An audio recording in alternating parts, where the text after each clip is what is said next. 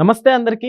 So ఏపీలో work from హోమ్‌కి exam పెడుతున్నట్టు తెలుస్తోంది. So దీని అప్డేట్స్, డీటెయిల్స్ తెలుసుకునే ప్రయత్నం చేద్దాం. ప్రస్తుతం మనతోటి పొలిటికల్ అనలిస్ట్ శేషరావు గారు ఉన్నారు. వెల్కమ్ చెప్దాం.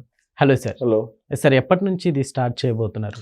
ఈ నెల 8వ తారీఖు నుంచి ఆంధ్రప్రదేశ్లో ఒక ఎగ్జామ్ పెడుతున్నారు. ఓకే. ప్రతిరోజు ఉంటుంది ఆ ఎగ్జామ్. 8వ తారీఖు నుంచి కంటిన్యూగా ఉంటుంది. ఎలా అంటే మార్నింగ్ 1 అవర్, అది 11 to 12, ఈవినింగ్ 3 to 4 1 అవర్, ఇలా ప్రతిరోజు ఉంటుంది. 8వ తారీఖు నుంచి దీనికి స్టార్ట్ చేస్తున్నారు. దీని ప్రోగ్రామ్ పేరు కౌశలం అని పేరు పెట్టారు. ఓకే. ఈ ప్రోగ్రాంలో నిరుద్యోగులు ఎవరైనా పార్టిసిపేట్ చేయొచ్చు. ఎవరైనా సరే మీరు రాయొచ్చు, ఎగ్జామ్ రాయొచ్చు. ఎగ్జామ్ రాసి ఆ ఎగ్జామ్లో ఏమేమి ఉంటాయి, మీకు జనరల్ యాప్టిట్యూడ్ ఉంటాయి, తర్వాత మీకు సైకోమెట్రిక్ టెస్ట్ అని ఉంటుంది, తర్వాత మీ స్కిల్ని అసెస్ చేసేటువంటి కార్యక్రమం ఉంటాయి వాటిలో. సో ఆ ఎగ్జామ్ రాసినటువంటి వాళ్ళకు వచ్చేటువంటి మార్కులను బట్టి వీళ్ళ యొక్క స్కిల్ ఏంటి అనేది ఐడెంటిఫై చేస్తారు. గవర్నమెంటే ఐడెంటిఫై చేస్తుంది. ఐడెంటిఫై చేసి వాళ్ళకి ఎంప్లాయ్మెంట్ కల్పిస్తుంది. ఎక్కడ ఎంప్లాయ్మెంటు? ఆ రాష్ట్రంలోనే, వాళ్ళు ఉన్నటువంటి ప్లేస్లోనే ఎంప్లాయ్మెంట్ కల్పిస్తుంది. వర్క్ ఫ్రమ్ హోమ్ అంటే ఇంటి నుంచి పనిచేసేలాగా ప్రభుత్వం కంపెనీలకి అలాగే ఈ ఉద్యోగస్తుల మధ్య అనుసంధానం చేయబోతుంది. ఇప్పటివరకు జరిగింది ఏంది? ఆంధ్రప్రదేశ్లో చదువుకుంటారు, ఆంధ్రప్రదేశ్లో గ్రాడ్యుయేషన్ అవుతారు, అక్కడి నుంచి హైదరాబాద్కో, బెంగళూరుకో, లేదా ముంబైకో, ఢిల్లీకో, లేదంటే అమెరికాకో, ఆస్ట్రేలియాకో, కెనడాకో వెళ్ళిపోతున్నారు. సార్, బట్ ఇక్కడ వర్క్ ఫ్రమ్ హోమ్ అంటే ఎంతమందికి పాసిబిలిటీ ఉంటుంది? సో అసలు అందరికీ పాసిబిలిటీ ఉండేలాగా చెయ్యాలి అనేది చంద్రబాబు నాయుడు గారి యొక్క కాన్సెప్ట్. చదువుకున్న వాళ్ళందరూ మేధో సంపత్తి అంతా కూడా బయటికి వెళ్ళిపోతే ఆంధ్రప్రదేశ్ పరిస్థితి ఏంటి? ఇప్పటికే ఆంధ్రప్రదేశ్ని సామూహికంగా ఆర్థిక రేప్ చేశారు. నేను ఆ పదాన్ని ఎందుకు వాడుతున్నానంటే, ఆంధ్రప్రదేశ్ని ఏ విధంగా దోచుకుంటున్నారు కొంతమంది అని అంటే, అక్కడ సంపాదిస్తున్నారు, హైదరాబాద్లో పెట్టుబడి పెడుతున్నారు, అక్కడ సంపాదించుకుంటున్నారు, బెంగళూరులో పెట్టుబడి పెడుతున్నారు. ఇది చేస్తుంది ప్రభుత్వ ఉద్యోగులు కానీ లేదా రాజకీయ నాయకులు కానీ. అందరు కాదు, కొంతమంది. వీళ్ళు చేస్తుంది ఏంది? దోపిడీదారులు. కొంతమంది దోపిడీదారులు చేస్తున్న పని ఏంది? అక్కడ సంపాదించినటువంటి కోట్లాది రూపాయలు హైదరాబాద్లో, బెంగళూరులో పెట్టుబడి పెడుతున్నారు. అంటే ఆంధ్రప్రదేశ్ని ఒక పాడి గేదె కింద ఉపయోగించుకుంటున్నారు, పాడి ఆవు కింద ఉపయోగించుకుంటున్నారు ఆంధ్రప్రదేశ్ని ఈ దోపిడీదారులు. ఆ రాష్ట్రం ఎప్పుడు బాగుపడాలి? చదువుకున్న వాళ్ళు వేరే దేశాలకు వెళ్ళిపోతున్నారు, చదువుకున్న వాళ్ళు వేరే రాష్ట్రాలకు వెళ్ళిపోతున్నారు. అందుకే చంద్రబాబు నాయుడు గారు ఆయన యొక్క జీవిత లక్ష్యం ఆంధ్రప్రదేశ్కి తన శ్వాస ఉన్నంత వరకు న్యాయం చేయాలనేటువంటి కాన్సెప్ట్ తోటి ఆయన వెళ్తున్నారు. దీంట్లో ఎలాంటి సందేహం ఎవ్వరూ సందేహించాల్సిన అవసరం కూడా లేదు. ఎందుకంటే చంద్రబాబు నాయుడు గారిని నేను దాదాపు 20-25 సంవత్సరాల నుంచి నేను చూస్తున్నాను. అప్పుడే ఆయన ఆలోచనకి ఇప్పుడు ఆలోచనకి చాలా తేడా ఉంది.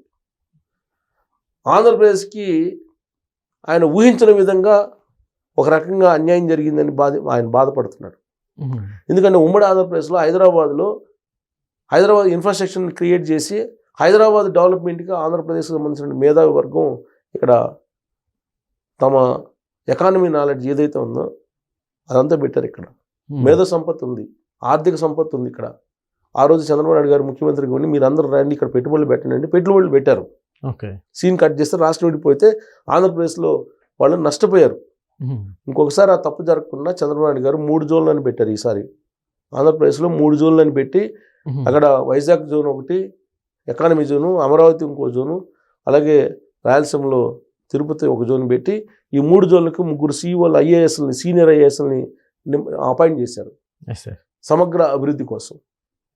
ఇవన్నీ చేస్తూనే ఆయన ఇప్పుడు చెప్తుంది ఏంది, ఇప్పుడు ప్రపంచం పోతున్నటువంటి పోకడ ఏ విధంగా ఉందనేది చంద్రబాబు నాయుడు గారికి తెలిసినంతగా ఎవరికీ తెలియదు. ఎకానమీ నాలెడ్జే ఎకానమీ అంటున్నారు. ఇంతకు ముందులాగా మన దగ్గర ఏదో భూములు ఉంటేనో డబ్బు ఉంటేనే కాదు, నాలెడ్జ్ ఈజ్ పవర్ అంటారు. ఇది ఎప్పుడో రవీంద్రనాథ్ ఠాగూర్ గారు చెప్పారు, నాలెడ్జ్ ఈజ్ పవర్ అని. సో ఇవాళ నాలెడ్జ్ ఉంటే డబ్బులు అటుకే అయ్యే వస్తాయి. సత్యనారాయణలా ఎక్కడి నుంచి ఎక్కడికి వెళ్ళారు? సుందర్ పిచ్చై ఎక్కడి నుంచి ఎక్కడికి వెళ్ళారు? సో వీళ్ళందరిని చూసిన తర్వాత నాలెడ్జ్ అనేది ఉంటే ఎకానమీ అదే వస్తుంది. నాలెడ్జ్ ఎకానమీ ఇంపార్టెంట్ రాబోయే రోజుల్లో. స్మార్ట్ వర్క్ నేర్చుకోండి, హార్డ్ వర్క్ వద్దు, స్మార్ట్ వర్క్ నేర్చుకోండి అని చెప్పి చంద్రబాబు గారు చెప్తున్నారు. రాబోయే రోజుల్లో క్వాంటమ్ టెక్నాలజీ వస్తుంది. జనవరి 26 ఇంకొక 4 రోజుల్లో నీకు క్వాంటమ్ కంప్యూటర్స్ని ఓపెన్ చేస్తున్నారు అక్కడ అమరావతిలో.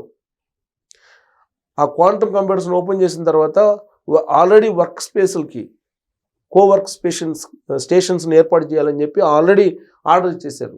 ప్రతి మండల హెడ్ క్వార్టర్లో మేజర్ పంచాయతీల్లో కో వర్క్ స్టేషన్స్ని ఏర్పాటు చేయాలని చెప్పి ఆర్డర్స్ పాస్ చేశారు చంద్రబాబు నాయుడు గారు. ఇవన్నీ ఎందుకు చేస్తున్నారు? ఆంధ్రప్రదేశ్లో చదువుకున్నటువంటి వాళ్ళందరూ కూడా ఆంధ్రప్రదేశ్లోనే ఉంటూ ఆంధ్రప్రదేశ్లో ఉద్యోగం చేస్తూ ఆంధ్రప్రదేశ్ అభివృద్ధికి ఉపయోగపడాలండి. అంతే తప్ప ఆంధ్రప్రదేశ్లో చదువుకొని హైదరాబాద్కి వచ్చి డబ్బులు చెల్లించమని కాదు. అలాగే ఆంధ్రప్రదేశ్లో దోచుకున్న డబ్బుని హైదరాబాద్లో పెట్టుబడులు పెట్టమని కాదు. అందుకే చంద్రబాబు నాయుడు గారు ఎంత డెవలప్ చేసినా కానీ రెవెన్యూ తగ్గుతుంది. వాళ్ళు జిఎస్టీ తగ్గింది. ఎందుకు తగ్గింది? ఆంధ్రప్రదేశ్లో ఉండేటువంటి పారిశ్రామికవేత్తల కంపెనీలన్నీ ఇక్కడ ఉన్నాయి. జిఎస్టీ ఎవరు చెల్లిస్తారు? తెలంగాణకి చెల్లిస్తారు. తెలంగాణ గవర్నమెంట్ చెల్లిస్తారు. సో ఇది మారేంత వరకు కూడా ఆంధ్రప్రదేశ్ రెవెన్యూ పెరగదు. అలాగే ఆంధ్రప్రదేశ్లో ఉండేటువంటి చదువుకున్నటువంటి వాళ్ళు ఆంధ్రప్రదేశ్ని వెళ్లకుండా ఉండేదానికి ఏర్పాట్లు చేస్తున్నారు ఆయన. అందుకే కౌశల్యం అనేటువంటి ఒక పథకాన్ని పెట్టి ఆయన ఇప్పుడు జనరల్గా మనం టోఫెల్ రాస్తామా, జిఆర్ఏ రాస్తామా వేరే దేశానికి వెళ్ళడానికి? సో అది ఆ ఎగ్జామ్ ఎలా కండక్ట్ చేస్తారో అలానే కండక్ట్ చేస్తున్నారు. కండక్ట్ చేసి మీ స్కిల్ని అసెస్ చేసి మీ స్కిల్కి తగిన విధంగా మీకు ఎండార్స్ చేస్తున్నారు. కంపెనీని పలానా కంపెనీకి వెళ్ళండి, మీకు ఇంటర్వ్యూకి అటెండ్ కావాలంటే మీకు జాబ్ వస్తుంది. అది వర్క్ ఫ్రమ్ హోమ్ ఇక్కడి నుంచి చేసుకోవచ్చు, మీ ఇంట్లో నుంచి మీరు జాబ్ చేసుకోవచ్చు అనేటువంటి కాన్సెప్ట్ తోటి కంపెనీలతో మాట్లాడి అరేంజ్ చేస్తున్నారు. గవర్నమెంట్ నిరంతరంగా ఈ ప్రక్రియను చేస్తుంది. ఒకవైపు ఏమో నైపుణ్యం అనేటువంటి యాప్లో మీరు అప్లై చేసుకోండి అని చెప్తుంది. ఇంకొక వైపు ఏమో మీరు కౌశల్యం అనేటువంటి పేరుతోటి మీరు ఎగ్జామ్ రాయండి. ఆ ఎగ్జామ్ రాసిన తర్వాత అసెస్ చేసుకుంటాయి కంపెనీలు. అంటే మీరు అప్లై చేస్తారు. మీరు అప్లై చేసిన తర్వాత మీకంటే ఒక ఎగ్జామ్ పెట్టాలి కదా మీ స్కిల్ని అసెస్ చేయడానికి.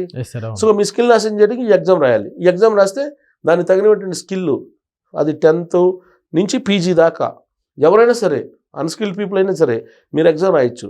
మీ స్కిల్కి తగినటువంటి కంపెనీ ఏది ఉందని ఐడెంటిఫై చేసి వాళ్ళే చూపిస్తారు. చూపించి ఇంటి నుంచి పనిచేసేటువంటి వెసులుబాటు కల్పించేటువంటి కార్యక్రమానికి 8వ తారీఖు నుంచి ఆంధ్రప్రదేశ్లో శ్రీకారం చుట్టబోతూ ఉన్నారు.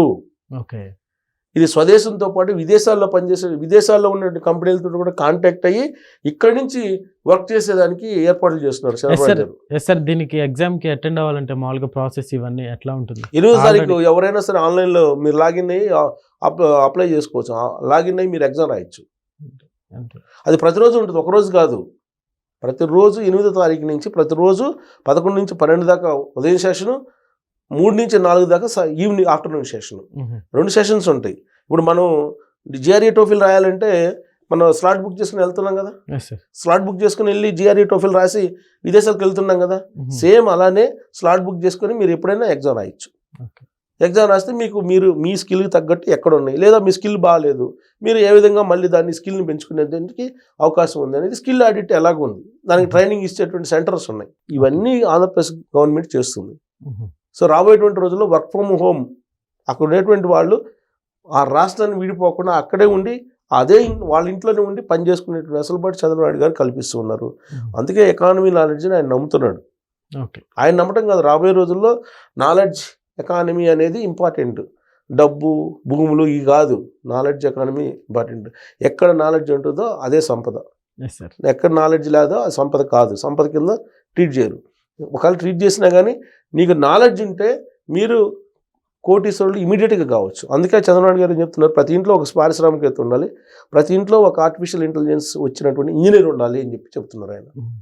సో ఆయన చెప్పింది అర్థం చేసుకొని ఆంధ్రప్రదేశ్ ప్రజలు ఆయనతోటి కనుక నడవగలిగితే 2047కి ఒక అద్భుతమైనటువంటి రాష్ట్రంగా తయారు చేయగలరు ఆంధ్రప్రదేశ్ని.